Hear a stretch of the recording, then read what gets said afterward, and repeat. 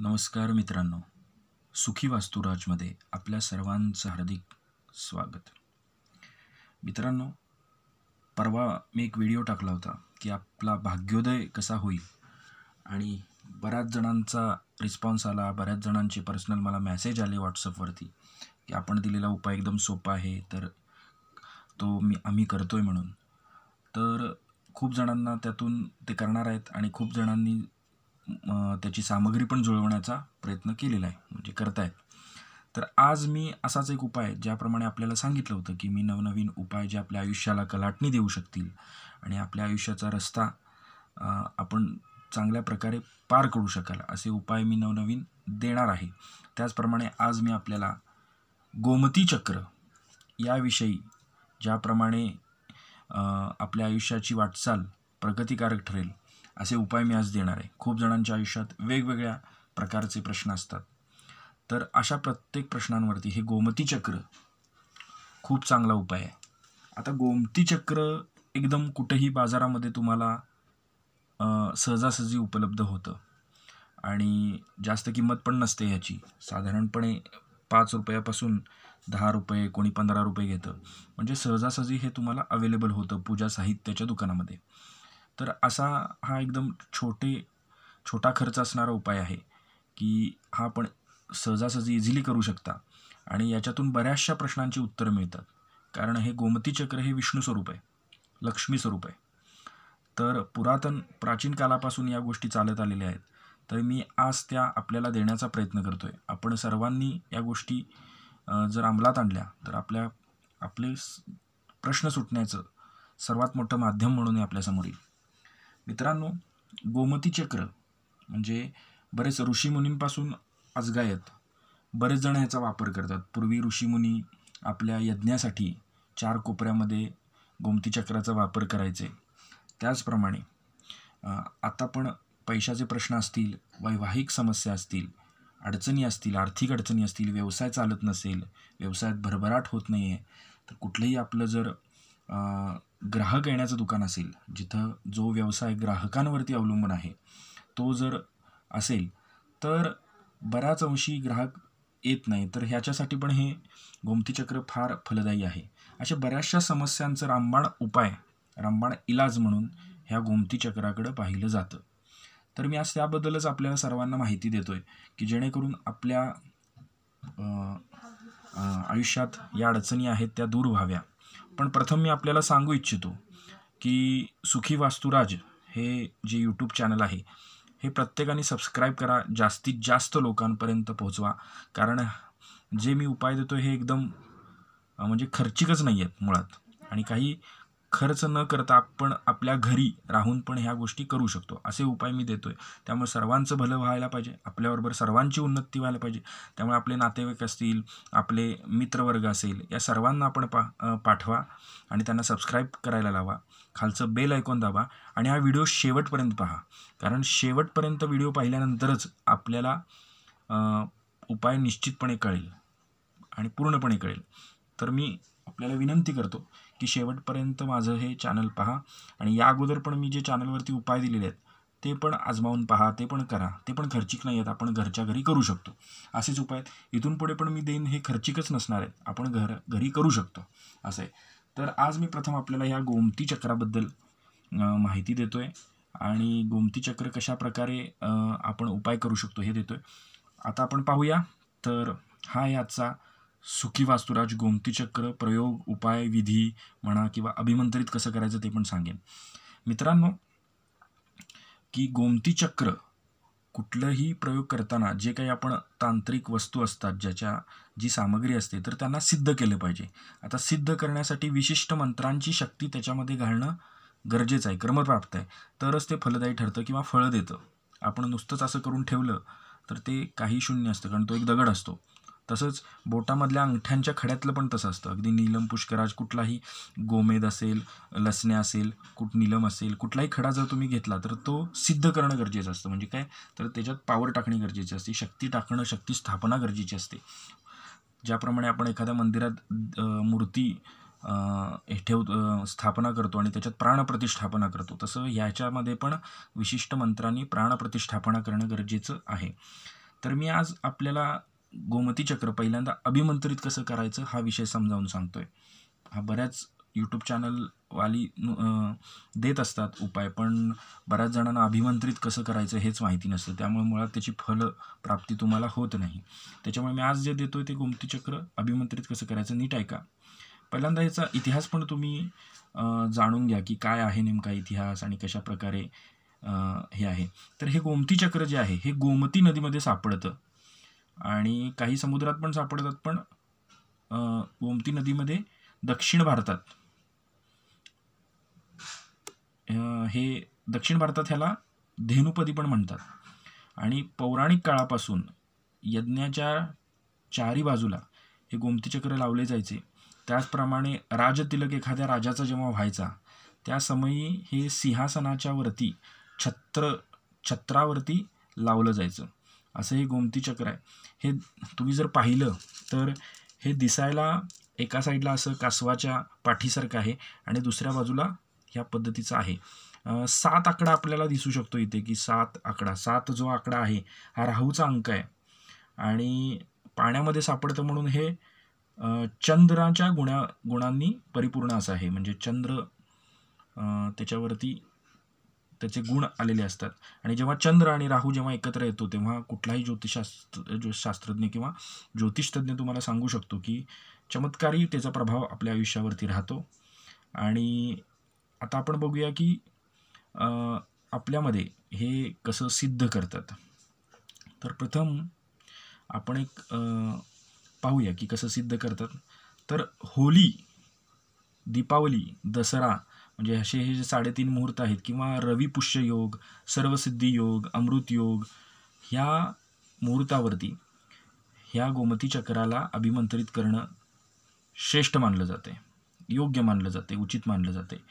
आणि आपल्याला सिद्ध कसं करायचं आहे तर 11 किंवा 21 संख्यांमध्ये हे गोमती चक्र घ्यायचं आहे आणि त्यानंतर पूजास्थळावरती स्थापित करायचं आहे. म्हणजे पूजास्थळामध्ये एका वाटीमध्ये किंवा एका प्लेटमध्ये किंवा पाटावरती आपण हे ठेवू शकता आणि त्याची पूजा करायची आहे. गंध, फूल, अक्षता वगैरे वाहून त्याची पूजा करायची आणि मी एक मंत्र देतो. तो मंत्र जो आहे हा 21 माळा जप करायचा त्याच्यावरती, म्हणजे ते अभिमंत्रित होतं. मंत्र आहे ओम श्रीम नमः. जेव्हा श्रीवरती टिंब येतं तेव्हा तो विष्णू होतो आणि विष्णूच्या नामानं ह्याला जप करायचं आहे. आणि मग त्याच्यानंतर हा 21 माळा जप केल्यानंतर हे अभिमंत्रित होतं आहे आणि त्याच्यानंतर त्याच्यावरती 3 वेळा फूक मारायची आहे. फूक मारल्यानंतर म्हणजे दम मारणे त्याला म्हणतात, फूक मारणे पण म्हणतात. आपण फूक मारल्यानंतर ते अभिमंत्रित होऊन जातं आणि मग त्याच्यानंतर हे आर्थिक संपन्नता माणसाला देतं. बऱ्याच गोष्टी आहेत. तर मी तुम्हाला सांगतो की आपण हे करताना काही जणांना आजारपण पण असतं. तर त्याच्यामध्ये आता मी जो मंत्र सांगितला त्याने अभिमंत्रित झालं. त्याच्यानंतर जर एखादी व्यक्ती आजारी वगैरे असेल किंवा तर त्या संबंधित पण उपाय आहे. मग तो मी मंत्र तुम्हाला देऊ शकतो इथं. मी माझ्या डिस्क्रिप्शन बॉक्समध्ये पण हा जप टाकतो किंवा हा मंत्र पण टाकतो. जर एखादी व्यक्ती आजारी असेल तर ते स्थापन केल्यानंतर धूप आणि दिवा लावल्यानंतर त्यांना नैवेद्य अर्पण करायचं ह्या गोमती चक्रांना आणि 11 माळा जप करायचं आहे. मंत्र काय असेल? ओम वा आरोग्यानिकारी रोगानशेषानम. तर हा जो मंत्र आहे हा म्हटल्यानंतर या एका पेल्यामध्ये पाणी घेऊन त्याच्यामध्ये गोमती चक्र टाकायचे आहेत आणि आता जो मी मंत्र सांगितला तो 21 वेळा हा म्हणायचा आहे आणि ते पाणी जे आहे हे दुसऱ्या दिवशी सकाळी त्या रोगीला प्यायला द्यायचं आहे. तर याच्यानंतर त्याचा आजारपण, त्याच्या जो काही त्याला जो ताणतणाव आहे तो मुक्त होईल अशा पद्धतीचा आहे. तर आता मी वेगवेगळे उपाय सांगतो. हा मी आजारी पडण्याचं सांगितलं, अभिमंत्रित कसं करायचं हे पण सांगितलं. तर आता मी वेगवेगळे उपाय सांगतो, त्याच्यानंतर हे तुम्ही कार्यसिद्धीस घेऊ शकता. ठीक आहे. तर मित्रांनो हे प्रत्येकाने करून बघा आणि प्रत्येकाने केल्यानंतर त्याचा वेगवेगळा फायदा तुम्हाला होईल. तर असाध्य रोगांपासून मुक्तता असेल की आता मी जो सांगितला त्या उपायानं होते, मानसिक शांततेसाठी होते, घरात बाहेरील बाधा निवारण्यासाठी होते, लहान मुलांच्यावरती जी बाधा असते ती निवारण्यासाठी होते. तर व्याधी दूर करण्याचं मी तुम्हाला सांगितलं. तर आता मी तुम्हाला व्यवसाय वृद्धीसाठी पहिल्यांदा मी सांगतो. तर व्यवसाय वृद्धी कशी, बऱ्याच जणांना समस्या असते की आता आपल्याला व्यवसायात यश मिळत नाही, ग्राहक येत नाही आहे. तर कशाप्रकारे आपल्याला ग्राहक येण्यासाठी दुकानामध्ये करता येईल, किंवा आपण बघितलं तर आपल्याला यश कशाप्रकारे मिळेल, तर ते आपण ह्या प्रकारे बघू शकतो. तर पहिल्यांदा मी सांगतोय की व्यवसाय वृद्धीसाठी काय करता येईल. तर 11 गोमती चक्रे, हाकी खडे तुम्हाला सगळीकडे मिळतात बरं का. तर 11 गोमती चक्र आपल्याला घ्यायचे आहेत, 6 हाकी खडे घ्यायचे आहेत आणि एकत्र उत्तर दिशेला हे लाल कपड्यामध्ये, लाल रेशमी कपड्यामध्ये तुम्हाला हे ठेवायचे आहेत. तर याच्यातून काय होतं की आपला जो व्यवसाय वृद्धी आहे ती होणार आहे यातून. तर व्यवसाय वृद्धी ही होणार आहे आपल्याकडून आणि लाल कपड्यामध्ये बांधायचं आहे. हा पहिला उपाय आहे. 1 मिनिट, हे जे मी देतोय ना मित्रांनो, हे ग्रंथामध्ये माझ्या लिहिलेलं आहे, त्याच्यानुसारच मी तुम्हाला देतोय. उगाच माझ्या मनाचे सांगण्याच्या गोष्टी मी काही करत नाही, कारण मी माझ्याकडचे उपाय लोकांना जे दिले आणि झाले नाहीत असं काही नसतं ते. 1 मिनिट मित्रांनो.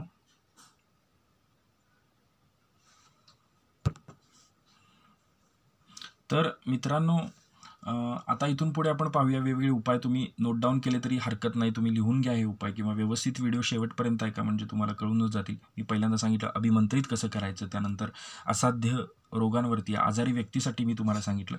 आता मी तिसरा उपाय तुम्हाला सांगितला जो व्यवसाय वृद्धीसाठी सांगितला. आता चौथा उपाय देतो की सतत आर्थिक हानी होत असेल तर, सतत आर्थिक हानी होत असेल तर महिन्याच्या पहिल्या सोमवारी 11 अभिमंत्रित, मी पुन्हा सांगतोय अभिमंत्रित, हे फार महत्त्वाचं आहे कारण ते त्याच पद्धतीनं करावं लागतं. 11 अभिमंत्रित गोमती चक्रांना हळदीनं तिलक करायचं आहे आणि महादेवाचं ध्यान करून, म्हणजे महादेवाचा जो शिवाचा मंत्र आहे ओम नमः शिवाय, हा मंत्र म्हणत म्हणत पिवळ्या कपड्यामध्ये, पिवळ्या रेशमी कपड्यामध्ये गुंडाळून ते घरात सगळीकडे फिरवायचं आहे. ते गोमती चक्राची जी पुरचुंडी केली असेल, त्याला पोटली म्हणाल किंवा पुरचुंडी म्हणाल, ती घरात सगळीकडे फिरवायची आहे आणि त्याच्यानंतर आपल्या जवळ जी काही नदी असेल त्या वाहत्या नदीमध्ये ते प्रवाहित करायचं आहे. तर याच्यातून काय होईल, आपली आर्थिक हानी जी होती, म्हणजे पैसा येतो, पैसा खर्च होतो, 1 तारखेला पगार येतो पण तो 20 तारखेपर्यंत संपतो, शेवटच्या 10 दिवशी 10 दिवस पैसे राहत नाहीत, असे बऱ्याच जणांचे मला प्रश्न असतात. तर त्यांच्यासाठी हे निश्चितपणे लाभदायक ठरेल. दुसरं म्हणजे एखाद्या कुठल्या व्यक्तीला नजर लागत असेल, तर आता मी सांगतोय पुढचा उपाय की नजर लागत असेल तर एखाद्या सुनसान जागेवरती त्या मुलाला किंवा संबंधित व्यक्तीला घेऊन जाऊन 3 गोमती चक्र, हे पण अभिमंत्रित पाहिजे, 3 गोमती चक्र स्वतःवरून 7 वेळा ओवाळून, म्हणजे स्वतःचं स्वतः ह्यानं करायचं आहे, दुसऱ्या कुणाची साथ नाही घ्यायची.